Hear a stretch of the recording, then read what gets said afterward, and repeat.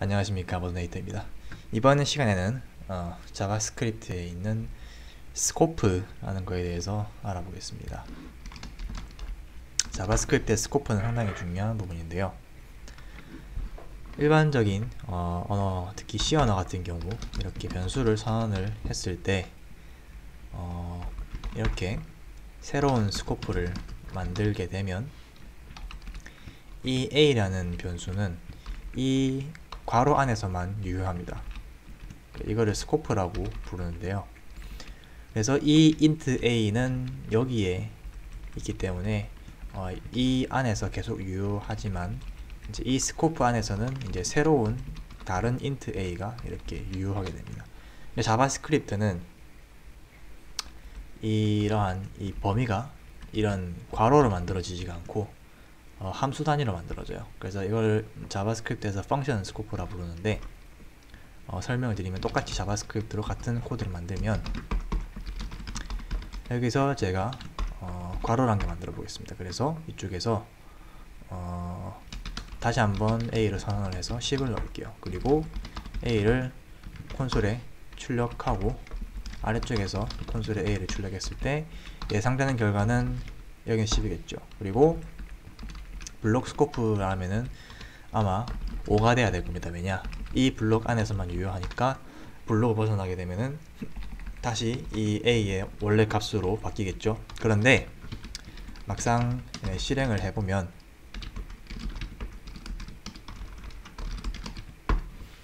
10과 10이 나와요. 즉 5가 아니고.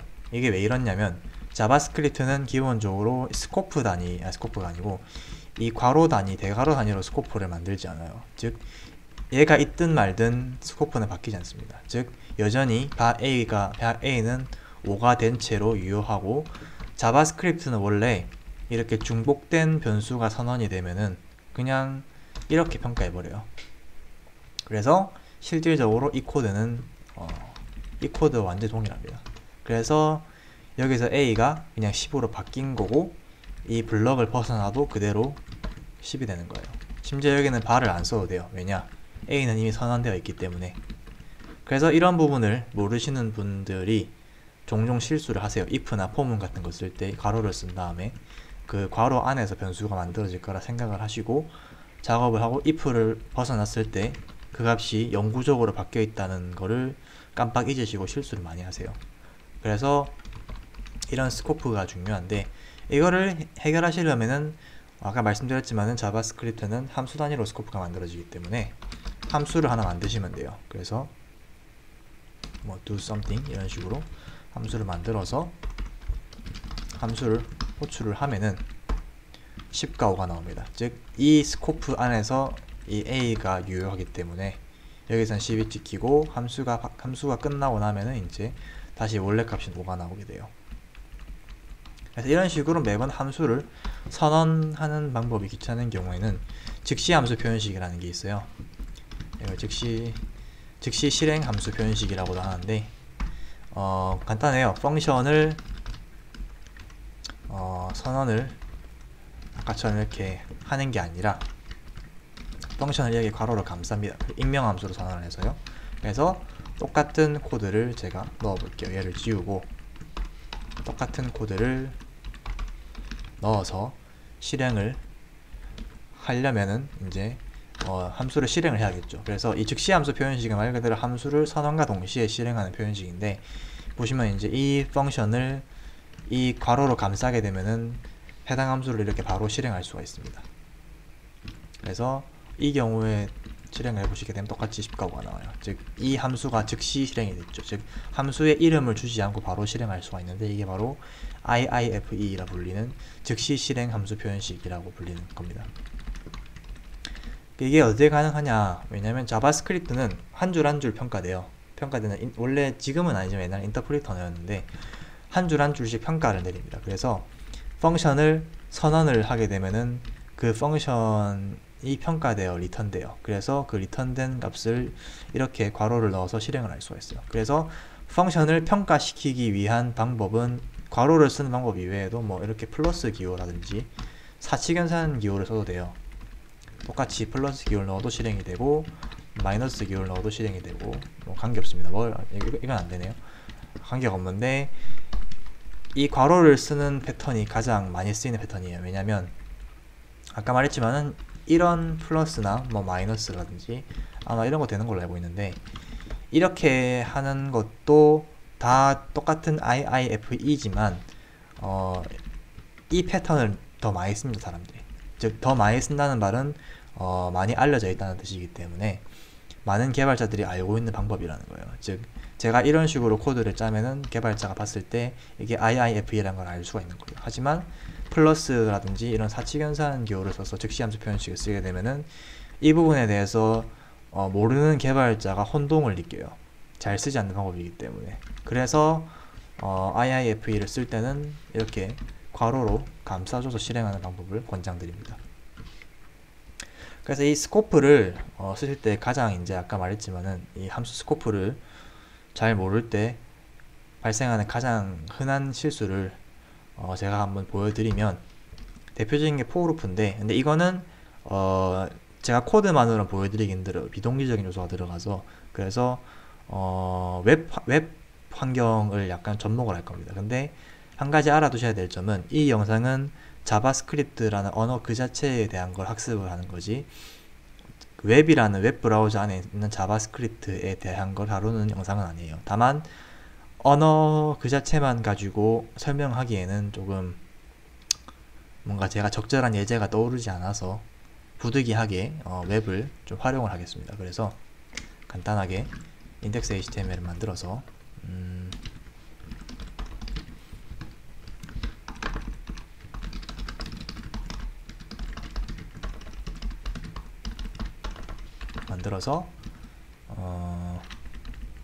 뭐가 있을까요? 네, 일단 동적으로 버튼을 만들어 가지고 이 엔트리라는 아이디를 가진 div 태그에 넣어 보겠습니다. 그래서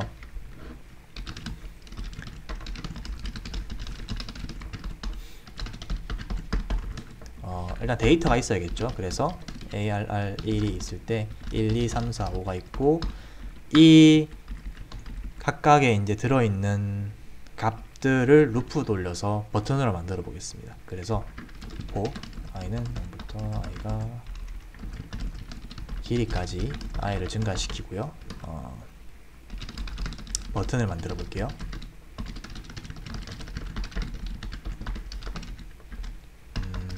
텍스트는 i 플러스 1으로 해야겠죠. 0으로 시작하기 때문에.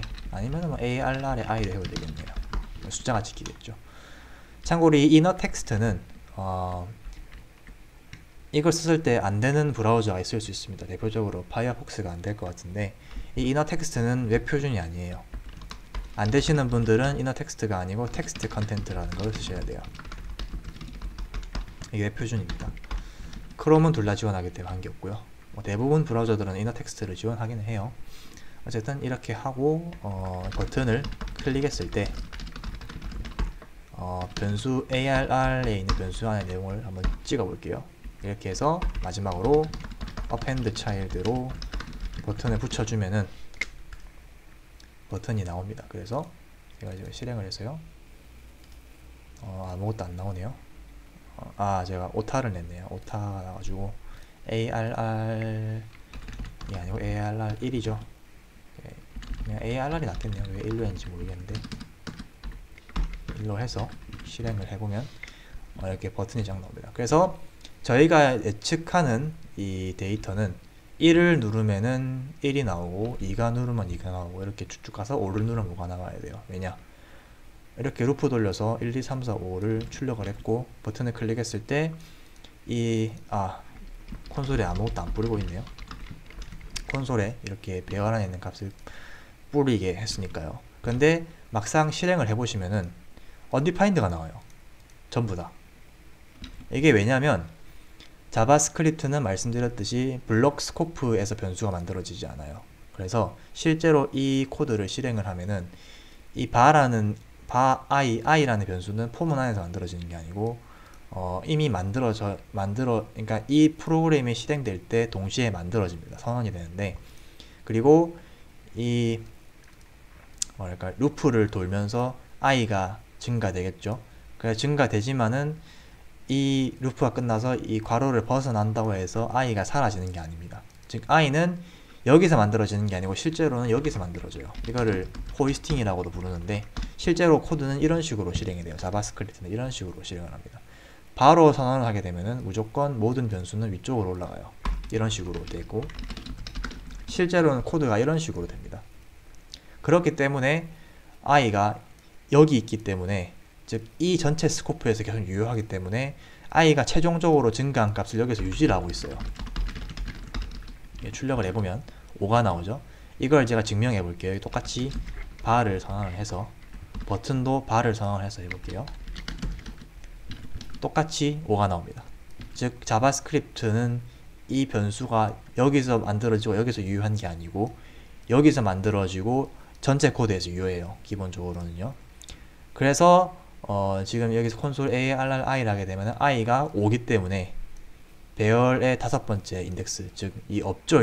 이 0부터 시작하기 때문에 5번째는 아무것도 없습니다. 그래서 undefined가 지키는 거예요.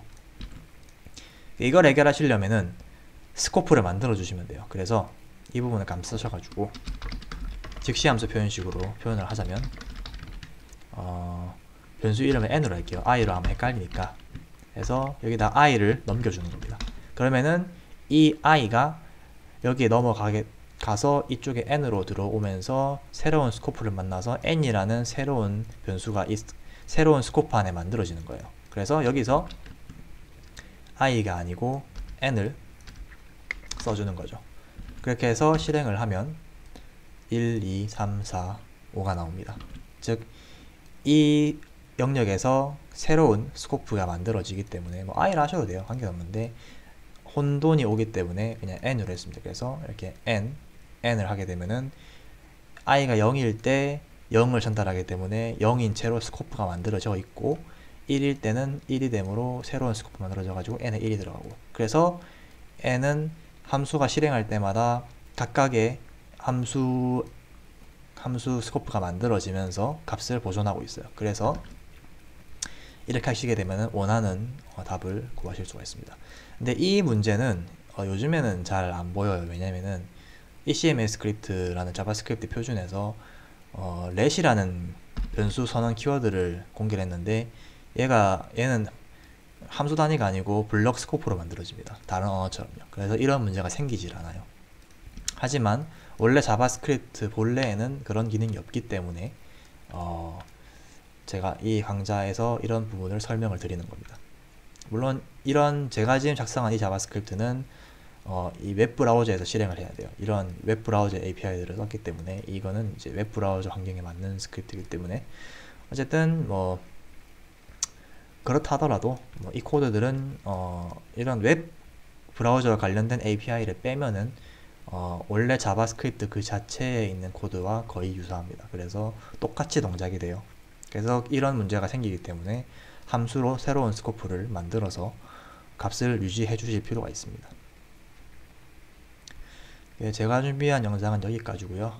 다음 영상에서는 이것보다 더 중요한 이 컨텍스트의 개념에 대해서 알아보도록 하겠습니다. 감사합니다.